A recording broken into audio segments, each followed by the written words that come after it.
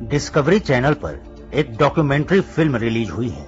नाम है secrets of Sinauli. ये फिल्म बताती है कि भारत के हजारों वर्ष के इतिहास को किस तरह से दबाया गया और बदला गया।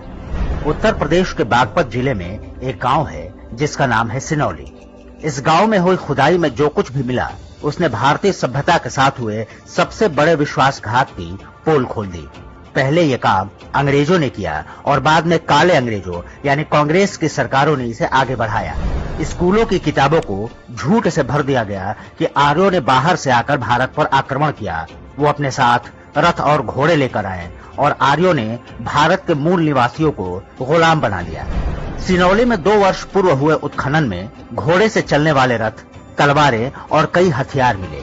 कार्बन डेटिंग से पता चला कि ये सब कम से कम 3800 वर्ष पहले का है, यानी आर्यों के कथित अतिक्रमण से लगभग 800 वर्ष पहले। ये सारी चीजें साबित कर रही थी कि तब इस क्षेत्र में एक विकसित मानव सभ्यता रहा करती थी। उनके पास आज की तरह के आधुनिक अस्त्र शस्त्र और औजार हुआ करते थे जिन्हें जंग से बचाने के लिए उन पर तांबे और कांसे की प्लेटिंग की जाती थी।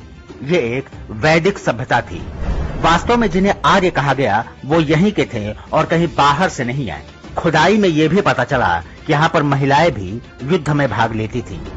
पहले अंग्रेज और बाद में वामपंथी कांग्रेसी इतिहासकारों ने जो कुछ लिखा उसका कोई वैज्ञानिक आधार ही नहीं था।